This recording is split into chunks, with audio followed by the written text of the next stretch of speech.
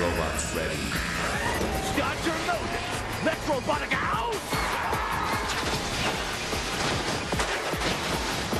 Get ready! Let's do it!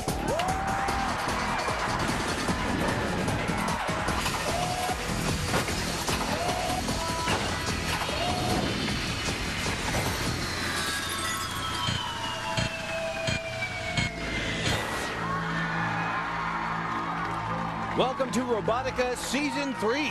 To go all the way, our builders and their bots will have to tame the Gauntlet, vanquish the Labyrinth, and survive the fight to the finish. I'm your host, Ahmed Zappa, and please welcome Little Red Robot Hood herself, Tanya Mendel. Ah, thank you, Ahmed. And like the man said, Robotica is back, and the third time's the charm. Let's meet our first set of competitors. Now, entering the arena, cross-multiply this tank with a Swiss Army knife, and you've got yourself a most uncommon Denominator. This 200-pound robot's tracks utilize a banded V-belt to increase traction. Should this monster get flipped on its back, no problem. These treads will dig in on either side, and its CO2-driven actuators swing a variety of deadly weapons, from a hook to an axe. And Denominator's creator is Chuck Bagby. We're bot busters. Our robot's a Denominator. We're going to divide them up and split them into pieces. And his opponent. If you're looking for a massive robot with a mean disposition, look no further. It's Juggerbot 3.0. This third-generation bot cut weight by swapping titanium parts for aerospace alloy aluminum and moved the direct drive gearbox outward to allow more room down the robot's middle to free up space for their new weapon, a lightning-fast pneumatic flipper. And Juggerbot 3.0 was created by Mike Morrow. Juggerbot 3.0 is the next generation of robotic destruction. This bot's going to go all the way. We call this monstrosity the Gauntlet, and if your robot can survive it, then you've got half a chance of moving on. And it goes like this. Bust through the wood, pummel the cans, beat the bricks, and waste the blocks. Then it's past the piles, up the ramp, and through the glass to take the thing. And before we begin the game, I'd like to introduce our Robotica science correspondent. He's a robot builder, a software engineer, and electronics guru. Please welcome Dan Denknick. Thanks, Tanya. Juggerbot is a perfect machine for the Gauntlet because of its incredible power and perfectly sized wheels. Plus, its driver Mike Morrow is very experienced. Now, Chuck Bagby is a relative newcomer, and it's going to be tough for Denominator to win this event, but he does have a chance. If Denominator can put himself in the position of being a bigger obstacle than the bricks or the stones, he might force Juggerbot to experience an electrical or mechanical failure. So it might all come down to strategy. Thank you, Dan. Our robots are now in place. It's time to begin. I christen thee in the name of Robotica Season 3. Begin. Robots ready. And the veteran Juggerbot fast through two obstacles. Denominators into the cans, a bit high center there. Juggerbot's around turn one, heading into the bricks. Here's the Juggerbot cam, sweet baby, and bam, through the blocks. He's halfway around. Denominator added cleats to his treads, but he's still having clearance problems. Here's the Denominator cam. Ooh, right into Juggerbot. Juggerbot stole the concrete wall. I think Denominator got the bricks, though. Another hit. Juggerbot gets under him. Denominator throws a tread. Oh, yeah. Juggerbot pulled it clean off now. Juggerbot's headed down the last leg. Ahmed, it was those cleats that caught Juggerbot's wheel, and they pulled the entire tread off its rollers. This is quite a backfire for Chuck Bagby's team. He knew he needed help with that ground clearance, but those cleats were just too flimsy a solution. Juggerbot, meanwhile, is back at the starting point, getting poised for the ramp. And he's up and he's breaking the force of glass. Dad, look at that. Yeah, but look over here. Denominator is done for without that tread. He's lost one side, and Chuck Bagby knows he's going nowhere. Juggerbot 3.0 is taking out the glass with precision. There's the Juggerbot cam. No wasted movements from Mike Morrow's driver. Down to 7 panes. A little bit too gentle there. Still gets it. Denominator raising that axe. Maybe you ought to have a white flag on the end of that thing instead. There's 2 more for Juggerbot. Vaerietti is having too much fun. Look at that grit. No way is this robot going up the edge. The Juggerbot team is far too experienced to make that mistake. There's 1 pane to go. Juggerbot taking time. Oh, and there it is. Here comes the bonus pain. Juggerbot, this new generation bot, has owned the new generation Gauntlet. He does seem to be having some steering trouble, though. Ahmed, it looks like Tom has bent the front right corner of Juggerbot's plow, and that seems to be catching in the grate. He'll take another crack at it here. And he gets it. It wasn't pretty, but it worked. What a powerful run for Juggerbot in the Gauntlet. Ahmed, the addition of those cleats to Denominator's treads outdid the holding power of the banded V-belt. One hit from Juggerbot peeled the tread and left Denominator stranded. And Juggerbot 3.0 takes it. So the scores look like this. It's Juggerbot 3.0 with 90 points over Denominator with 20 points. Tanya standing by with the winner. All right, here we have Mike Morrow and his team representing Juggerbot 3. You're back from season 1. Good job. Thanks. Now, you started off. I wanted to know your strategy going into this. Were you trying to knock the tread off a Denominator? No, actually, this is one of our stronger events that we really enjoy, and so we really just focused on getting through the Gauntlet, and we were pleasantly surprised with our success, although we did have a few problems near the end. Now, you guys, you took off like a rocket. Was that planned? Oh, yeah. There was. You had that plan. Was that your strategy? Yeah, because we weren't too sure at the beginning there. There's some things in the floor that would catch us up, so we were aimed perfectly for it at the beginning, so just get past it as quick as possible so we don't get hung up on the first obstacle. Which obstacle were you most worried about? The very end with the glass falling off the edge. That's I noticed. Some people, I have a little habit of that. Okay, great job, you guys. Juggerbot 3.0. Thanks, Tanya. It's time to meet our next set of competitors. Now entering the arena. Too wise for wheels, too tough for treads. This bot wields his weapon on aluminum feet. It's the Claw. Weighing 200 pounds, the Claw's direct drive crankshaft creates a shuffle walk through the use of 8 aluminum foot plates. That overhead arm can reach a towering 52 inches in height, but of all his appendages, it's his hand you better watch out for. An articulated vise designed to clamp down on his opponent with titanium crushing power. And the Claw's right-hand man is Dave Hall. I'm with the Silicon Valley Destruction Company. Our robot is the Claw, and we're here to show that our walking robot will beat a wheeled robot any day. And his opponent. This powerful bot travels with all the right tools. Get in a staring contest with this guy, and you better not blink. It's Logoseye. Logoseye's front end can tailor its weapon to its opponent's design. With a turn of a screwdriver, Logoseye's spinning saw switches from a carbide-tipped blade to a 7.5-inch steel cutter. Add to that a wedge up front and an iron crossbar in the back, and you know Logoseye is built to rumble. And Logoseye is the vision of Chris Gatman. My personal motto is live hard and die laughing, and our team motto is damage is weakness leaving the robot. So as long as we have fun and smash things, we win. Ah yes, once again, it's time for the Gauntlet. Robots ready. And here we go. Logoseye burns through 2 obstacles. There's the Logoseye cam as he heads through the bricks. Oh, the camera goes haywire through the blocks. Nice. The Claw's still struggling at the wood. He can't seem to steer straight. Ahmed, the Claw's walking ability is generated by 2 sets of foot plates. Any change in direction is magnified, just like it would be in a 2-wheeled robot. And Logoseye's at the halfway point. Now he's stealing walls, bricks, and blocks. And there's the Claw nose to nose. Ah, neither side looking for a fight. Logoseye barrels through the rubble. Here he goes up the ramp and into the glass. Oh, off the edge. No. Dan, why? 2 words, Ahmed, driver error. No driver last season ever got out of the pit, and Logoseye isn't equipped to either. The Claw only on the second leg of the course. He's got plenty of time to rack up points going through those rubble piles, and hope he does.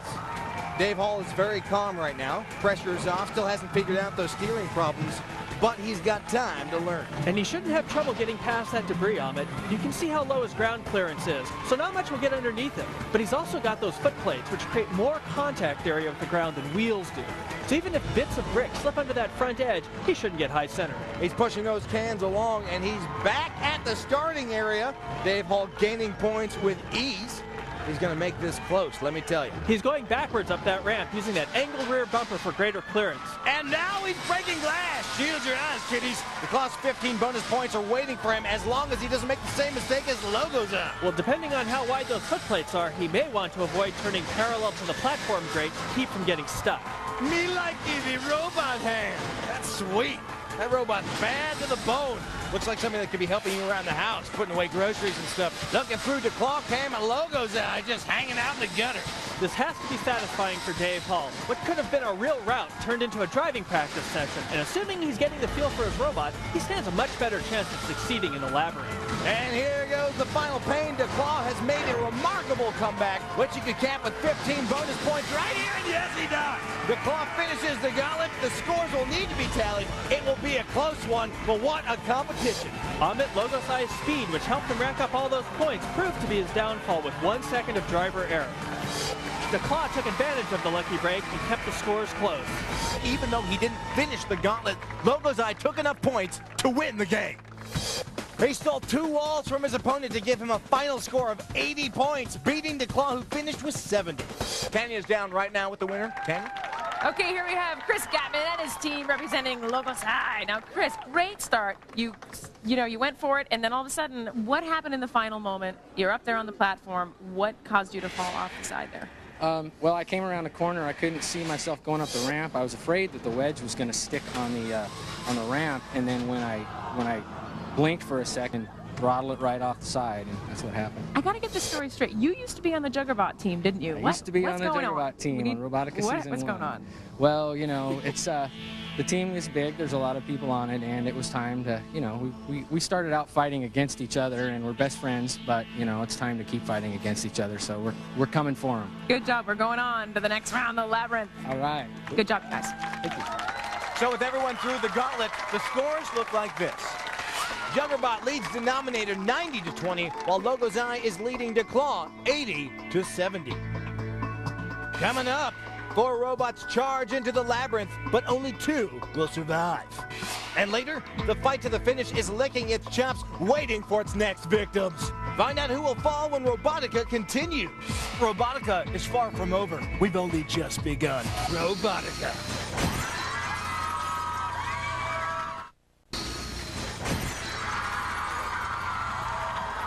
Welcome back to Robotica.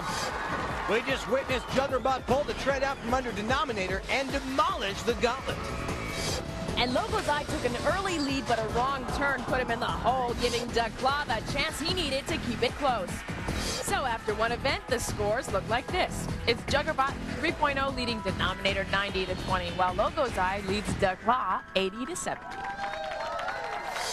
We're nearing the Labyrinth, but before we get to that, we've got some business to attend to. So let's go down to the pits where Dan Danknick is standing by. Thanks, Amok. Juggerbot was a powerhouse out there. Let's see what's going on, if they took any damage. Mike, anything break? Well, we bent the wedge, but that's not really an issue because we're not going to be using that for the next event. Well, an obvious strength of your robot is that it never seems to fail out there. What would you attribute that to? Generally, it's a very simple robot. We don't have a lot of onboard complexity. It's batteries, speed controller, motor. Right. And we designed it to be very fast to maintain, so if we do ever experience problems, we can fix it. An example is we've also discovered we blew a coupler on the motor drive system. That'll take us 4 bolts, and unplugging the motor, we can pop it out and have it fixed in a matter of minutes. Great. Excellent. Get back to work. We'll see you in the Labyrinth. All right. Now, obviously, a tread rolled off your robot. What are you going to do to repair that? It looks like you're working on it already, actually. What we're doing is we're removing the knobs. The original plan was to only have the knobs on for the gauntlet to help us climb bricks and paint cans. Right. In the maze or the labyrinth, we're going to just go with a flat tread, and that was a part of the original plan. We need to get that tread back on. Now, a flat tread doesn't seem like it's going to be real effective to me in the Labyrinth. Do we disagree on that? A little bit. Okay, great. We'll be able to, first of all, without the knobs, we'll be able to maneuver more smoothly. Okay.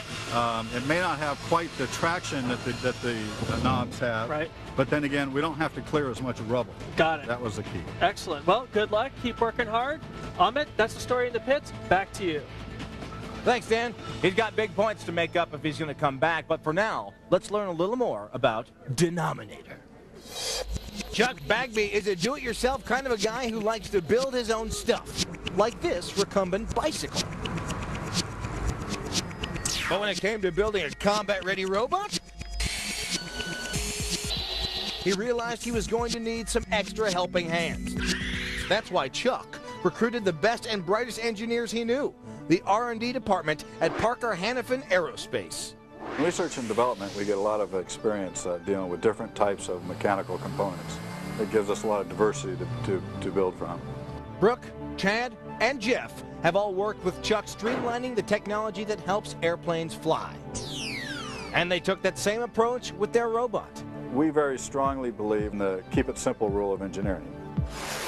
Denominator may be a lean machine, but it's also a mean machine. The robot is endowed with amazing traction, thanks to its bare-bones track system that uses banded V-belts driven by custom-milled caster wheels. To support the belts as the robot climbs over obstacles, the resourceful team added these, a row of free-spinning wheels from a skateboard. Now, it's just a matter of mastering how to drive their creation. Hopefully we'll have 4 or 5 hours driving time in by the time the competition starts. Denominator's most complex element is also its most subtle, a special skin that covers its aluminum shell. We'll put an absorption type of layer over our robot that'll consist of foam rubber, compressible foam rubber, and a thin layer of polycarbonate, also known as Lexan. The foam rubber core is designed to take the sting out of the mightiest enemy blows. It absorbs most of the energy, spreads it over a larger area, and causes less damage in the interior of the robot. Chuck and his team are counting on their minimalist approach to give them maximum impact. But can Denominator dominate the competition? We're about to find out. Now let's turn our attention to his opponent. He almost made it all the way back in season number 1, but now he is back, and this time it's personal. Let's get in depth with Juggerbot 3.0. Mike Morrow's first Robotica experience was a bittersweet affair. Juggerbot 1.0 made it all the way to the championship fight to the finish, only to have a fatal encounter with Ram Force and run amok. Once we got turned sideways, our wheels were pretty much stuck inside of the little channels in his little flipper. When we finally did break free and we had full power, that's when we went flying off. It's a very delicate situation. Oh, Juggerbot is off the edge! With that moment burned into his memory, Mike was determined to get his team working on a bigger and badder robot. But there was a hitch. Teammates Sharon and Chris Gatman split off to build another Robotica contender, Logoseye. We don't really know what they're up to, so it'll be interesting to see when we get there what their robot looks like and what it's capable of. The rivalry inspired Mike and his remaining teammates to work even harder. Their key to succeeding was building this, Juggerbot 2.5, whose only purpose is to act as a prototype for 3.0. So we made a lot of upgrades in material selection and in design.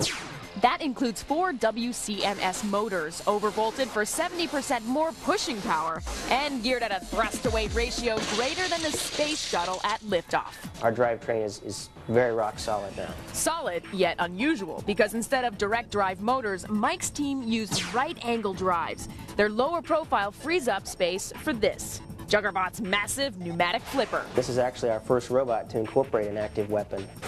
The all-titanium flipper is powered by custom-built pneumatic actuators that give it some serious kick. The weapon is very violent, and our goal is really to throw somebody out of the ring before the walls drop. Mike is counting on his weapon to give Juggerbot just the edge it needs to keep it from going over the edge this year.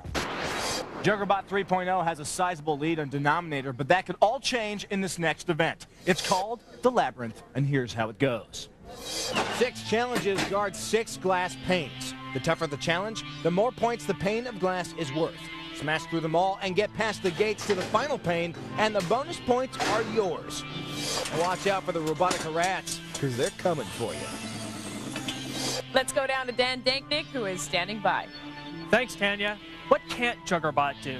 Mike Morrow can turn his bot on a dime and should have little trouble blasting through the obstacles in the labyrinth. But one place he might run into trouble is the suspension bridge. Because Juggerbot is so wide, he has to drive very carefully. If he slips off the bridge, he's going to get stuck. Although Denominator is slower and more controllable, Juggerbot has a major speed advantage, so this event is Juggerbot's to lose. Back to you. Thanks, Dan. Chuck Bagby's Denominator is pulling in on the left, And Mike Morrow's Juggerbot 3.0 is on the right. Everyone is in position. We're ready to go. Robotica, it's on. Robots ready. And the Labyrinth begins. Denominator takes Juggerbot on, gets right under it. Pushes him up into the corner. Juggerbot hanging on for dear life here. Denominator shifting around. Now Juggerbot gets free. He's fast out of the turntable. He wants to score some points and get out of here in one piece. Turning towards the spikes. Here's the Juggerbot cam. Good timing and 15 points ahead. Amok, that glass is deceptively flexible. You can't push it out of the way. You have to smack it. And it looks like competitors have learned that from last season. Juggerbot turns away from the bridge. Decided it's too risky. He's headed back through the turntable. The rats are out, and Red's giving Juggerbot some trouble in the center of the arena. And there's Denominator getting stuffed by the speed bump, it looks like. And now he's having trouble with the saloon doors. He got rid of those cleats, but with his tread still leading, pushing is difficult. Juggerbot fights off Randy McRanderson. Looks like he's going for the box. Sticking to the low point obstacles early. Good strategy. He had a big lead after the Gauntlet. He just wants to avoid mistakes. Ah, yes, he pushes that box like it ain't no thing. Here's the Juggerbot cam. 15 more points. Beautiful. Juggerbot 3.0 is putting on a show. Now Denominator is going for the bridge, but the Gray Rat's blocking him. He's getting turned sideways. He better be careful. He should be able to climb out with that tread design, but Amok, I think the Rat may be stuck. That leading caster wheel is off the edge of the bridge, and its back wheel isn't getting traction. Denominator looking a bit lost there, and Juggerbot is lining up the ramp. Good timing for Juggerbot, though. 20 more points are hit. Getting back across is the tricky part. Normally Juggerbot's bimodal, but his glass breaker takes that away. Denominator's still struggling at the back speed bumps. Dan, you told me tread designs were all about climbing. Dan! Ideally they are, but now we see why Chuck Bagby added those cleats last event. His bare treads have no grip of their own. You can actually see them spinning there against the speed bumps. Dan's a genius. Juggerbot at the sand now. Into the pit and no trouble getting through. Oh, yeah! But the glass doesn't break for him until it does. There it is. 25 more points for Juggerbot. 2 obstacles left. Denominator onto the speed bumps now and stopped cold. He was unable to climb over, and when he tried to straddle that speed bump, it was just the right height to high center him, Amok. Chuck Bagby and his teammate are struggling, but no movement from Denominator, just spinning those treads. Here goes Juggerbot over the speed bumps, getting bounced a bit. A look through the Juggerbot cam as we go through the saloon doors. Looks like he's headed toward the rollers. Juggerbot is outright owning this event. We could be looking at a clean sweep here. He's through the wrecking balls, and the glass is his. 25 more points. The bridge is all that's left. It was the only danger spot for him coming into this event, and he avoided it earlier. Let's see if he's going to risk it now. He'll have to sneak around Denominator first, and I guarantee you that that axe is working even if he isn't. Juggerbot bumps into him. Oh, but he gets by without knocking Denominator loose. He is going for the bridge, but the Gray Rat is still in the way. That bridge isn't wide enough to slip by. He'll probably have to push the Rat onto the platform with him. Oh, and over the top of the Rat. He's nailed the last glass. Can he get back out?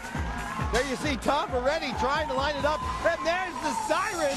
Here goes Juggerbot. He's across and over the Rat. He's going to have to push his way past, and now he's in line with the turntable. Oh, love Juggerbot. The gates are straight ahead. 30 final points for completing the sweep. And he's done it! Juggerbot, a magnificent performance here in the Labyrinth. Juggerbot 3.0 going on to the fight to the finish. Amok, after the early attack failed, the Denominator had no tricks left in his bag. Juggerbot had plenty, and he used them all to make a statement here in the Labyrinth. And we've got our first competitor in the fight to the finish. Check out the score. Juggerbot 3.0 takes it from Denominator, 150 to zilch. Tanya's down on the floor with the winner right now. All right, here we have Mike Morrow and his team, Juggerbot 3.0. Now, you got what an amazing round of competition. I got to start off by saying, right at the beginning, the turntable. Your opponent, Denominator, attacked you. And that's what I would have done in their situation, too. But we were a little nervous because they had the potential to flip us over, and with the rod to break the glass, we would have been in trouble upside down. But they didn't. No, fortunately, and we managed to squeeze out before they could do any more damage. Now, I have to tell you, I don't know if you know this, but this is the first time ever 150 points to nothing. You Nice demolished them. Good driving, Tom. Yeah, how does that make you feel? Great, I guess. It was exciting. It was a lot of fun, and it was a lot of running around the outside of this thing, too. I think I got more exercise doing this than I have, well, the last 3 months we've been building this robot. Let's talk about the events of the course. Our goal was to get at least 3. That was really our minimum standard. Once we had 3, then we were feeling pretty good and started picking off other ones. We were nervous about the sand, but that turned out to be just like when we play in the dirt with the robot at home. And then what about the rollers? You guys sailed right through those rollers. Unbelievable. Yeah, we were nervous about that at first. We thought we'd get caught up quite a bit more on those, and I actually didn't power through as fast as I expected I would need to, and it still went through. So I think, again, we just kind of got lucky on the draw there. It was a good setup. It was a good setup on the part of Tom driving. We just got set up right and took it. Well, break a leg, you guys, and we are moving on to the fight to the finish. With one Labyrinth down, the scores look like this. Juggerbot dominates Denominator 240-20, and with their Labyrinth coming up, Logoseye leads Declaw 80-70. We've still got tons more Robotica to come. I believe the appropriate measurement for awesome robot competition is in metric tons, to be precise. Yeah, thank you. So we've got plenty of those. Declaw and Logoseye will take on the Labyrinth when we come back. So stick around. Robotica will be right back. It's metric tons of fun.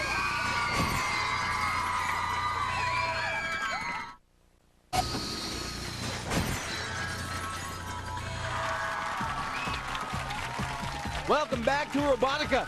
Juggerbot just took the Labyrinth from Denominator in a clean sweep, 150-0. So he'll be advancing on to the fight to the finish. The Robotica semi-final season goes like this. 24 robots compete, 4 per episode. At the end of each competition, only 1 robot is left. That bot moves on to the finals at the end of the season. We've begun that journey, so it's time to check in with Dan Danknick, who is awesome. He's down on the pitch right now with our battle-bruised Pilgrims. Dan? Thanks, guys. Well, a surprising upset out there in the Gauntlet. Let's see what's going on with Logoseye. Chris lost a little control up there, but the Labyrinth is all about control. What are you going to do? That was a meatware problem. I got excited and tripped over some cables or something. I don't even know what happened. So next thing I knew, the robot went flying off as I stumbled. So you're going to watch your footing a little bit more for the Labyrinth then? Yeah, I haven't seen the Labyrinth course yet, so I don't know how much running, Right. But that's definitely something that we'll have to be doing, is watching where we're going. Your former Juggerbot teammates, what did you think about their performance earlier? Great run. They need to fix their wedge again. Okay. And they had a great run. Excellent. So. Well, good luck, get to work, and good luck out there. Thanks a lot. Now, this is an interesting robot. Dave, I think a lot of us are just wondering how in the world this robot gets over anything, much less the bricks of the Gauntlet. Well, a lot of its features is that it vibrates so badly that it bounces over everything. Right, well, check this out. I want you guys to take a look at this. These are the interleaved legs of the claw. And the way they work is a lot like the way your feet move when pedaling a bicycle crank. Dave, what sort of maintenance does it take to maintain a walking robot compared to, say, one with wheels? Well, actually, the mechanism is very simple because the motor drives the crank directly, so there's no gears, belts, pulleys. That's brilliant. So there's a lot less maintenance, is what you're saying. No. The only problem is it wears its feet out in about 5 minutes. So you're putting some new shoes on Declaw, and you're going to get ready for the Labyrinth. Well, we don't have enough time for that, but we're going to go for the Labyrinth anyway. Okay, great. Well, good luck out there. That's the story in the pits. Back to you guys. Thanks, Dan. It's time to get personal with the handybot called Declaw. For most competitors, building robots is a hobby. But for Dave Hall, it's an expression of his artistic vision. I see them as an opportunity like a poet or a painter does with a picture. They're physical creations of what I think. Being a visionary is something that comes naturally to Dave. He is the founder of Velodyne Acoustics, a multi-million-dollar company that manufactures high-end stereo speakers. The advantage I have is actually severalfold. One, I have any reasonable resource I have available to me, both in manufacturing and engineering. And the second is my background, is that I'm able to engineer things that are state-of-the-art in both electronics and mechanically. Helping Dave out are ace engineers Chris Calloway and Steve Shonk. So far, they have spent $18,000 creating what they believe is the perfect robot, Declaw. What makes this bot so unique is its innovative drive system. Our drive system is a walking mechanism which employs little feet that move up and down and back and forth, a total of 4 on each side. So the robot scurries along carried on its feet. And the inspiration of this mechanism came from the old-time steam locomotives, where these operate like the sidebars that link the drive wheels together on a steam-type locomotive. After months of planning, it's time for a test drive, or in this case, a test walk. Out to the parking lot we go. Thundering along at speeds of up to 30 miles per hour, the feet also give the bot a greater contact area, which should result in better traction and mobility. Although Dave has spent countless hours designing Declaw, he knows that sometimes things can go wrong. Well, this switch doesn't work anymore. You really only have one shot at success or failure, and the robot has to perform. He's having a little trouble here, but we're about to see how well he does in the Labyrinth. Now, we haven't seen that claw come out yet, but I'm betting we will. Now, let's turn our attention to his opponent, Logoseye. A person can go stir-crazy in a rainy, sun-deprived town like Troutdale, Oregon. That's one reason Chris Gatman and his friends started a rock and roll band.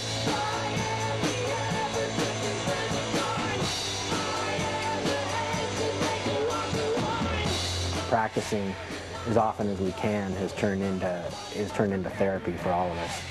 Chris has also found another heavy metal hobby, building robots. Chris is a Robotica veteran thanks to his tour of duty in Season 1 on Team Juggerbot. We all brainstormed and everybody had different ideas, and I wanted to try out ideas myself. By adding new ideas to his Juggerbot experience, Chris came up with this, 210 pounds of metallic fury known as Logoseye. But it hasn't been easy. Designing a robot myself has been really unnerving at times. But luckily, he's had many helping hands, including his musician friends. We all know how to combine our skills to make something work, and whether it's music, and I have no doubt that the robot will be the same. Logoseye boasts massive pushing power thanks to 4 independent 24-volt motors with custom-built gearboxes. But what'll send enemies running for cover is Logoseye's sinister weapon system. First, a front-mounted wedge will lift competitors off the ground. The trick is not to get them up on top, but to make them lose their traction. Then they'll be at Logoseye's mercy as they face a whirling 7-inch carbide-tipped saw blade. I would like to just gut them out, cut their wiring, cut their wheels, everything else that I can while they're sitting there. Chris is cutting edge all the way, whether it's robots or music. It's gonna be total rock and roll. Logoseye and Declaw are separated by a mere 10 points, but all that's about to change because it's time once again for the Labyrinth. 6 panes of glass, 6 challenges, 2 rats, 2 competitors, and 150 points hang in the balance. Let's go down to Dan Danknick, who is standing ringside. Thanks, Tanya. Declaw is totally unique because of his mechanical feet. He'll seem to float over the course. But what's going to happen when Declaw meets the cargo rollers? He might have to grab onto the wrecking ball in order to pull himself along. And what about Logoseye? He's had driving problems all day, which could hinder him from exploiting Declaw's weakness. Declaw is the first walker to ever try to tame the Labyrinth. If he's up to the challenge, he might just find himself in the fight to the finish. Back to you. Thanks, Dan. Dave Hall's Declaw is walking in on the left, and Chris Gatman's Logoseye has driven in on the right.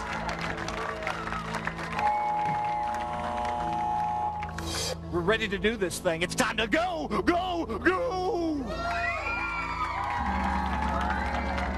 Robots ready. Turntable moving, and we already got a confrontation. A rumble in the turntable. Nice. Looks like Declaw is the aggressor here. Logoseye just trying to get away. Declaw goes hard off the wall, and now he's got position. He pushes Logoseye towards the rat gate. You can see it in the Logoseye cam. The rat gate gets knocked down. The robot pushed back into the turntable. Ahmed, if Declaw can get a hold of Logoseye's bumper, he may try to flip him by raising that arm. Logoseye not letting Declaw get position, and the rats are out. You can see Declaw's gripper opening as they continue to jostle in the center area here. They circle each other. Oh, and now they both retreat, almost like they agreed on it. The fight wasn't working. It's time for points. Dave Hall works Declaw over the speed bumps. Gray Rat moves in.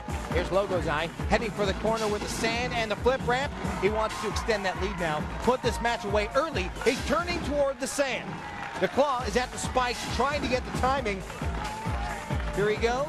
He gets turned a little bit, and he gets 15 points. Dave Hall still with those steering difficulties. That doesn't bode well. Logoseye goes into the sand.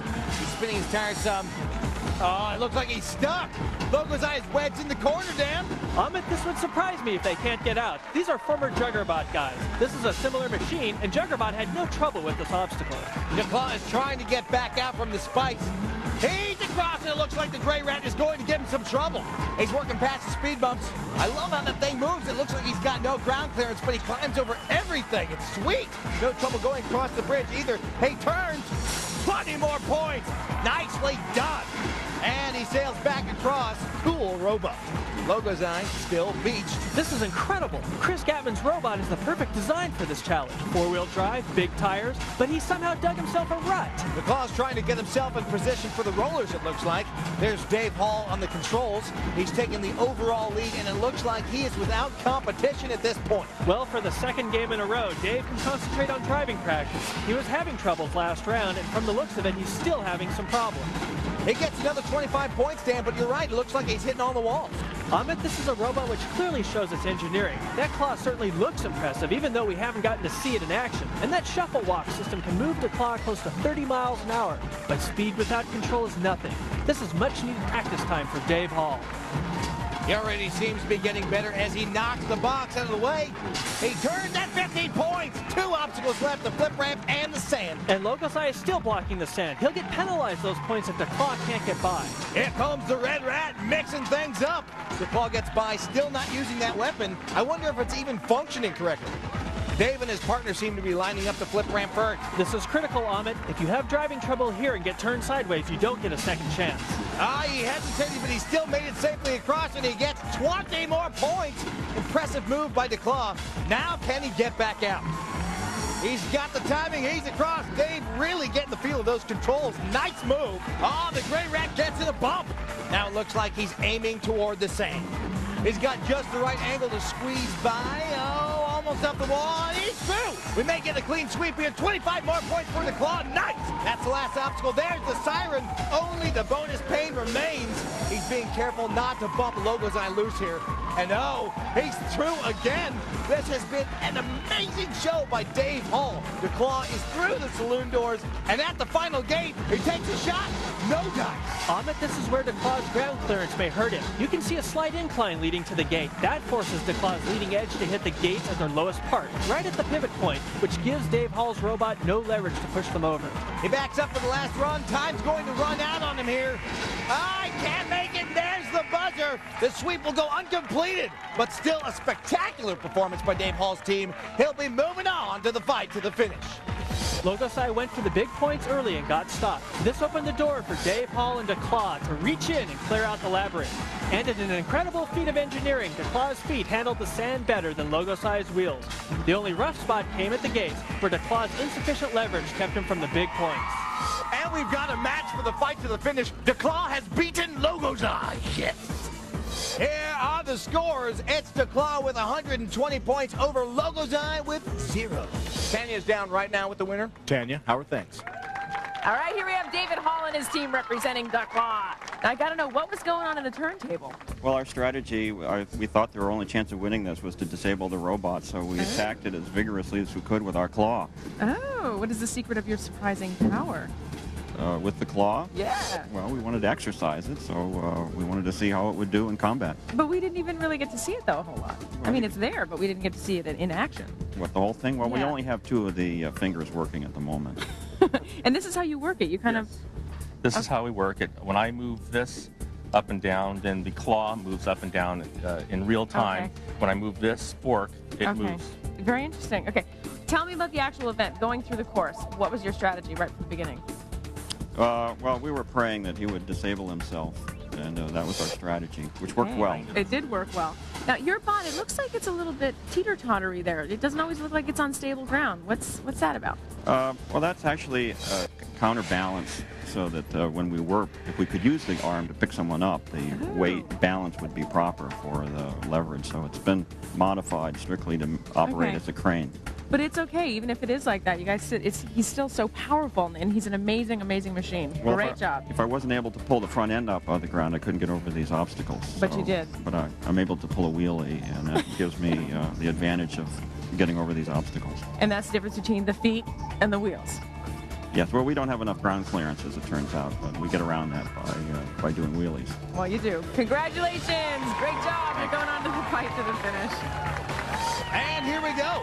It's all been decided. Declaw and Juggerbot 3.0 are going head-to-head in an all-out battle. The fight to the finish is around the corner. Robotica gets intense in a moment. Robotica.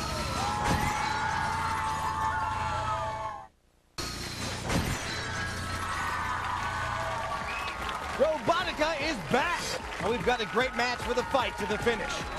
Juggerbot 3.0 took the Gauntlet with ease, and the Labyrinth with style. Only 10 points separated Logoseye and Declaw after the Gauntlet, but Declaw made his presence known in a triumphant Labyrinth. The two stories from the pits could not have been more diametrically opposed. The Juggerbot veterans, without a single scratch on their bot, had only to add their pneumatic flipping weapon. I want enough pressure that we can toss this guy. Dave Hall's team, however, already knew that Declaw's weapon was inoperable. To make matters worse, the robot's walking plates were losing their grip. We only get about 5 minutes of run time, burns out the end of the feet. So now we're on bare metal now. Not having traction in the fight to the finish is a death sentence. Then again, so is not having a weapon. So you'll work on the arm, and I'll take the feet.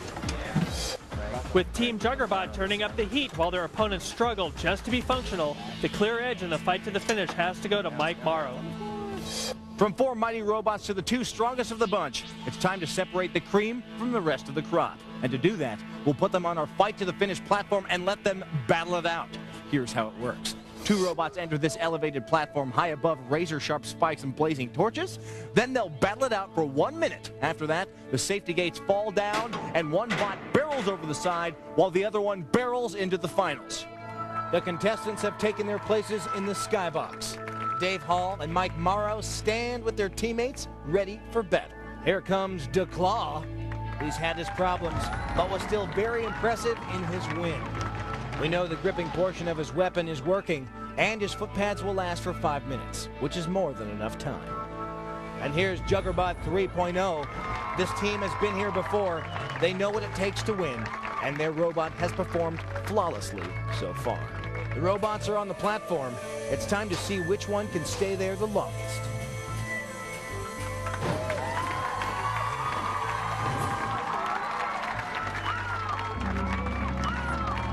Robots ready. And Juggerbot fast across the ring, slams into Nicole. Oh, no way! Nicole's over the rail. This is the fastest fight to the finish on record. Juggerbot only 6 seconds to victory. He almost followed him over, but he hangs on for the win. An amazing performance here in the fight to the finish. Congratulations. Good job. There you go.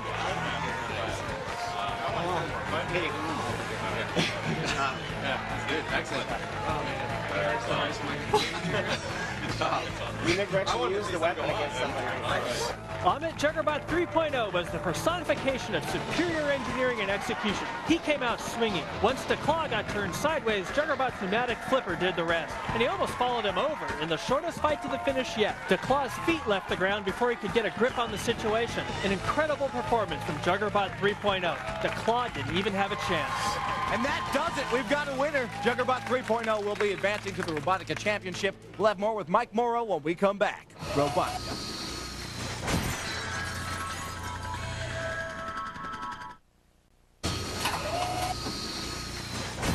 And Robotica is back. And here we have Mike Morrow and his team representing Juggerbot 3.0. Great job. I have never seen that before. You guys broke a Robotica world record. I mean, did you know that it was only 6 seconds when you knocked the other robot out? No, I wasn't even counting. We basically It was better than we were expecting. They have a really good robot, and we were fairly scared of them. And they took out our friend Logoseye, and so we wanted to avenge them, but we were also worried about what they could do because that's a pretty powerful walker, especially for a walker. And so we didn't want to waste any time. Well, you broke a record. That's It's going down in the books, and I know that you hit him with everything you had too. Yeah. Now you're involved with the weapons. Tell me about your secret upender weapon. Well, the upender weapon is a really good, strong, powerful lifter. And our strategy here was we didn't want the gates to go down and drive off again, so we wanted to huck them out before that happened, and it worked out well. Yeah. Now how does that work? Pneumatics. It's all pneumatics, and it's got about 60 degrees of lift, so it's pretty much enough to just throw anybody. And that was one of the modifications that you had made from the Labyrinth. Right. We added this on from the Labyrinth so that we could just do what you saw. Okay. And what about yourself there? Well, I would like to take credit for the excellent driving that happened up there. Yes. Except I didn't have time to do anything. As a matter of fact, when we hit, it kind of got crooked, and then something straightened it out, and Ron hit the button, and they were over, and that was it. And I wasn't even sure we'd started yet. Well, whatever. It was great. We are moving on to the finals. The fight to the finish, the final round. We will see you there. And another bot moves on to the finals. Be sure to be here next time when 4 more robots will put it all on the line for ultimate robot glory. For Tanya Memi, Dan Danknick, and myself, Ahmet Zappa, thank you so much for watching. And remember, robots never sleep. Something you should think about. Robotica.